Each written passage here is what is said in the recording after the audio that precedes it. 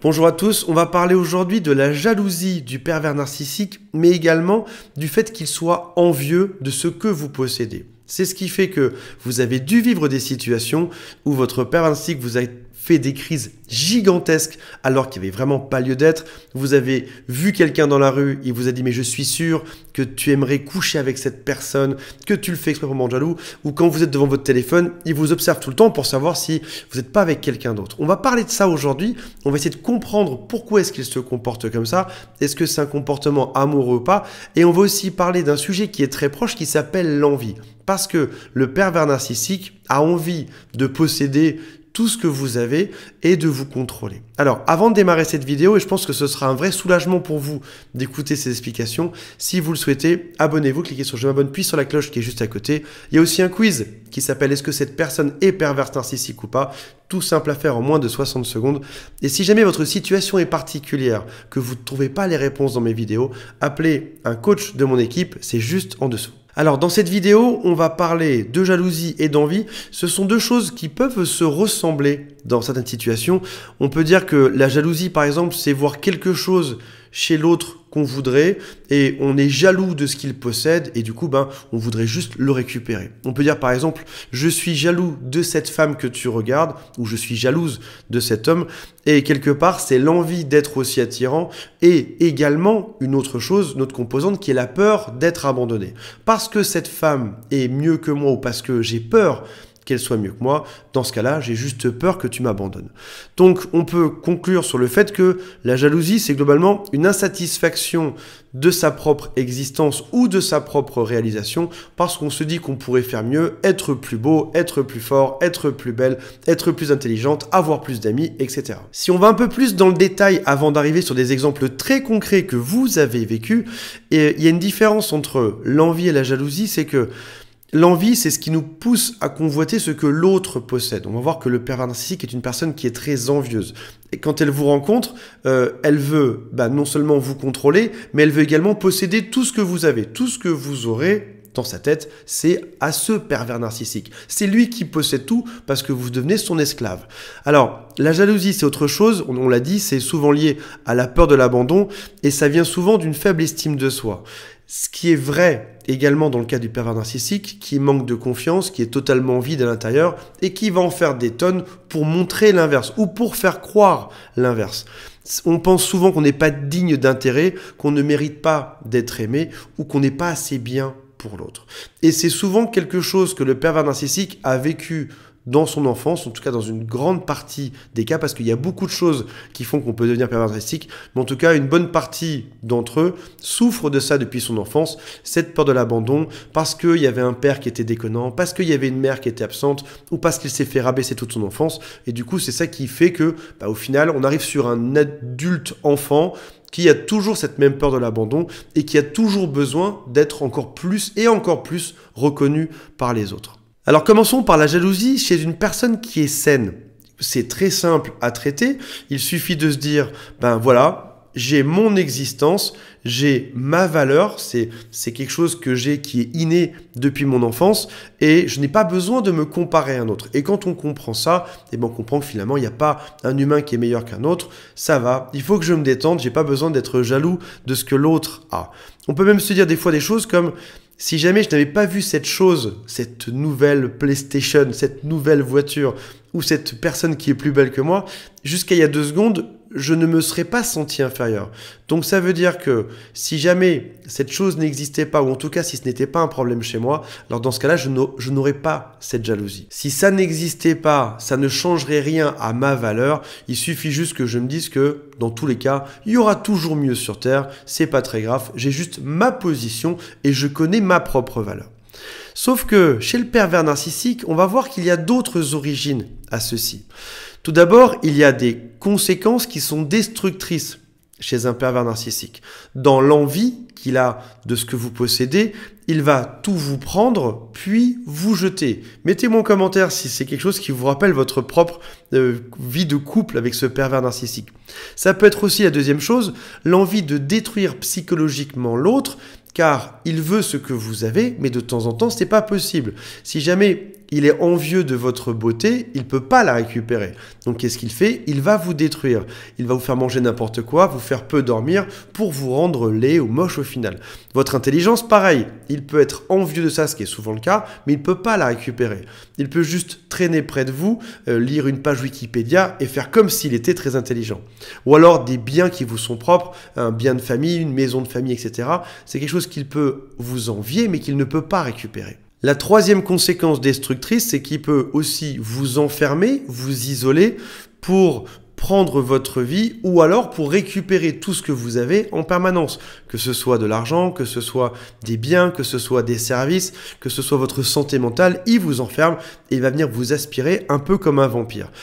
Mettez en commentaire ce que vous avez l'impression que votre pervers narcissique vous envie, ce qu'il a tenté de vous prendre ou ce qu'il a réussi à vous prendre.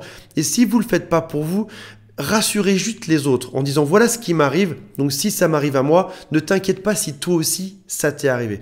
Il faut qu'on se regroupe, il faut qu'on soit ensemble face à ce fléau que sont les pervers narcissiques. Alors, on a dit que chez une personne saine, le fait d'être jaloux, c'est souvent un manque de confiance en soi. On a vu aussi que le pervers narcissique avait vécu ça étant petit et là aujourd'hui. Mais peut-être qu'il a aussi utilisé cette jalousie pour d'autres choses. Dans ce texte, on va mélanger envie et jalousie parce que c'est la même stratégie au final pour le pervers narcissique. Même si ces deux mots sont très différents avec une base commune, on va voir que le pervers narcissique va utiliser la jalousie et l'envie pour vous détruire ou pour essayer de vous détruire.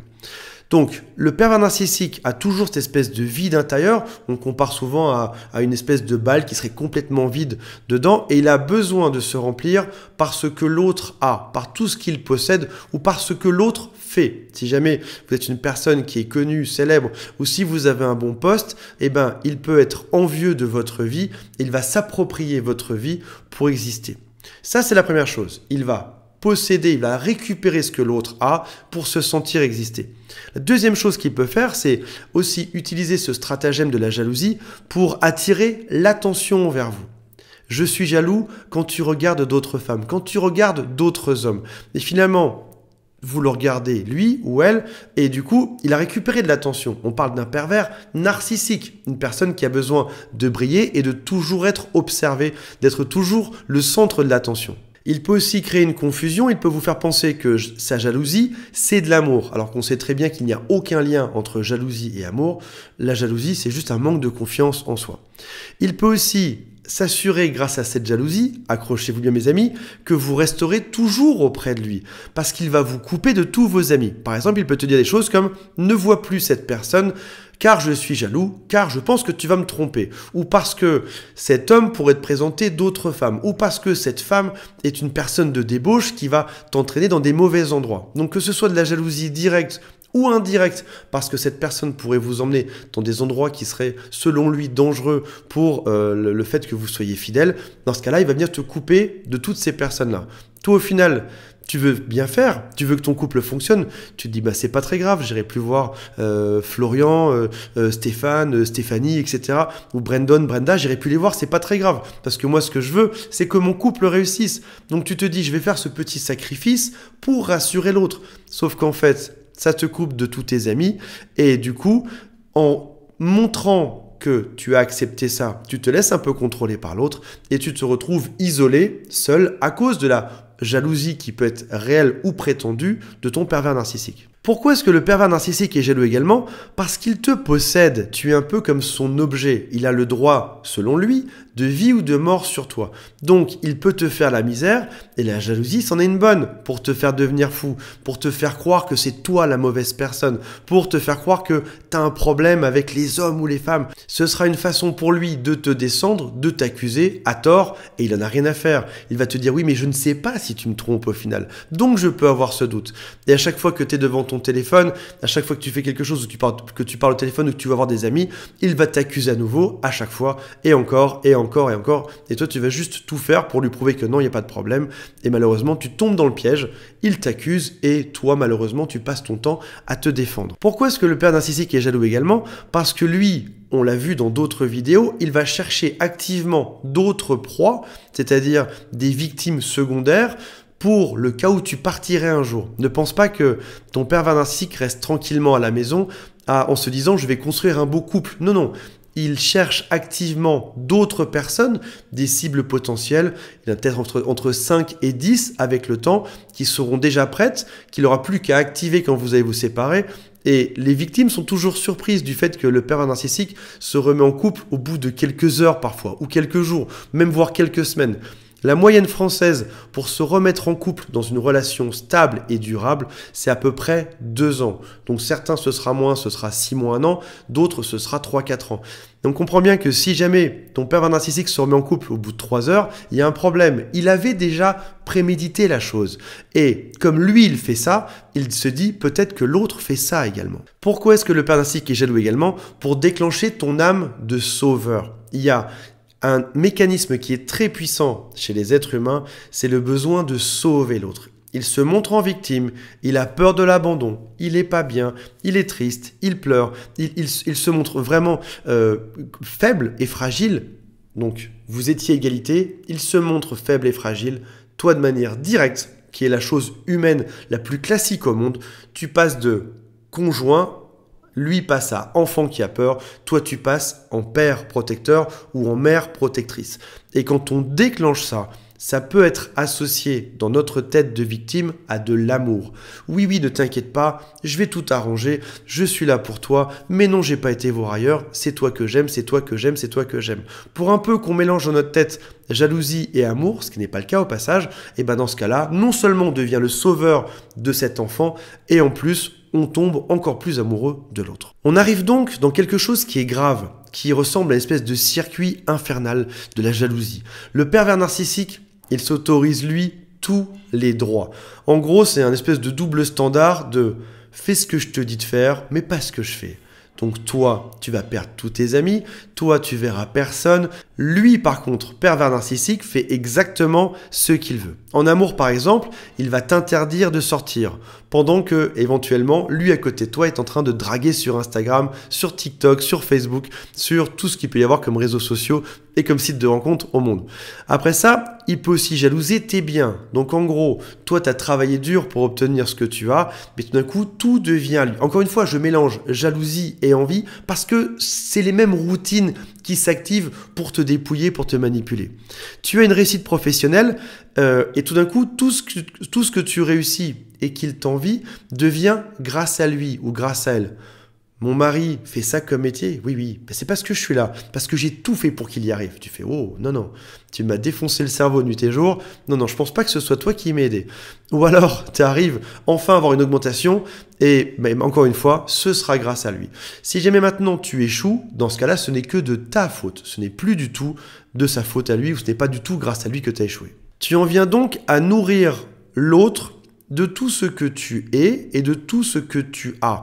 Tu peux même arriver sur des aberrations qui sont gigantesques et qui se répètent. Mettez-moi vos plus belles aberrations de couple juste en dessous. C'est ta voiture, tout d'un coup non, c'est sa voiture à lui ou à elle. C'est ta maison, tout d'un coup non, ce n'est plus sa maison, c'est sa maison à lui ou à elle. Ou alors c'est paye-moi une voiture, ou alors c'est paye-moi une maison. Tu te dis bien que ça coûte cher ce genre de choses, que c'est pas forcément ce qu'on va donner sans réfléchir. Non, non, c'est normal. Ou alors offre-moi ce téléphone, ou alors trouve-moi un poste bien payé où je ne ferai rien. Ou alors je ne te rendrai jamais ça, ce qu'il t'a emprunté ou ce qu'elle t'a emprunté la veille, parce que tu m'as dit un jour que si j'avais besoin d'eux, ce serait à moi. Donc tu te retrouves à devoir te défendre et devoir justifier pourquoi est-ce que ce qui t'appartient devrait encore t'appartenir, alors que c'est vraiment ce qui t'appartient. C'est à toi, t'es pas censé te justifier pour ça. Après, ça peut être des invite-moi, que ce soit au restaurant, en vacances, dans votre famille. Ou alors, ça peut être des choses, encore une fois, double standard. Travaille non-stop dans cette maison plutôt que de draguer. Mais tu dis, ben non, je drague pas. Et ben si tu dragues pas, tu dis pas, range cette maison. Ne perds pas de temps devant Instagram. Alors que lui est exactement en train de faire ça. Ça peut être aussi des remarques méchantes ou dévalorisantes en permanence. Pourquoi tu regardes toujours les hommes dans la rue? Pourquoi est-ce que tu regardes toujours les femmes? Pourquoi est-ce que tu ne me respectes pas et tu as toujours ce besoin d'aller draguer les autres? Là, tu fais non, non, pas du tout. Je suis juste parti acheter du pain aujourd'hui. Il n'était pas question de draguer le boulanger. Et ces aberrations seront toujours justifiées de manière très simple par le pervers narcissique. Si tu m'aimais vraiment, si tu étais fidèle, si tu étais une personne bien, alors tu ferais ça pour moi. Tu m'offrirais une maison, tu m'offrirais une voiture, tu ferais le ménage pour moi, tu couperais le lien avec tous tes amis, etc. Ça peut être aussi un homme ou une femme, ça doit se comporter de telle manière dans le couple. Alors écoute-moi bien, je pense pas qu'il y ait une espèce de règle divine sur le couple, je pense que je peux me comporter comme j'ai envie dans le couple. Il n'y a nulle part dans la loi française quelque chose qui dit ce que je dois faire en couple, j'y fais exactement ce que je veux.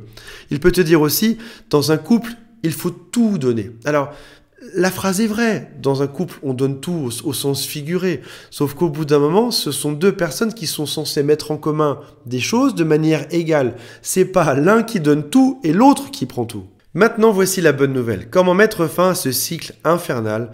Tout simplement en disant non. Offre-moi ça? Non. Aide-moi à? Non. Une personne saine accepte le non. Si jamais un ami vous pose une question et que vous répondez non, il ne va pas devenir fou. Maintenant, si jamais la personne à qui vous pensez est perverse narcissique, vous allez découvrir qu'elle a beaucoup de mal à gérer le non.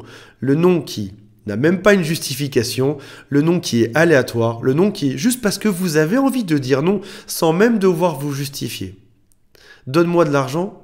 Non. Coupe les liens avec cette personne? Non. Et regardez dans quel état se met le pervers narcissique. C'est le test le plus simple pour savoir si une personne est perverse narcissique ou pas. Les pervers narcissiques détestent le non. Vous êtes censé être leur objet, la personne qu'ils manipulent. À chaque fois, j'en montre un différent pour que l'image soit bien là. Vous êtes comme ça. En plus, il y a une tête dessus, ce qui est assez bien trouvé. Vous êtes comme une fleur ou un vase. Vous êtes ça pour lui. Et d'où est-ce qu'une fleur me dirait non? C'est absolument impossible. Donc pour conclure, oui, dans un couple, il faut donner. Bien évidemment qu'il faut donner, mais de manière saine. Ça peut être soit un don réciproque. Je te donne quelque chose, tu me donnes quelque chose. Je t'invite une fois au restaurant, tu m'invites une fois au restaurant. On va construire quelque chose, là c'est la co-construction, on va construire quelque chose qui nous appartiendra tous les deux. On va acheter une maison à 50-50. On va acheter une voiture pour le couple. On va faire ça ensemble. Ou on va créer un avenir ensemble. On va faire ça ensemble. Ça peut être aussi un don simple qui n'attend pas forcément quelque chose en échange. Mais ce don doit venir de votre propre volonté et non pas de la volonté de l'autre qui vous force à ça. Donc voilà mes amis, j'ai hâte de lire les commentaires pour voir jusqu'à quel point ça a été. J'ose même pas vous raconter dans quels extrêmes, on a dû le deviner dans la vidéo, dans quels extrêmes les choses que j'ai vécues ont été tellement loin que ce serait juste fou.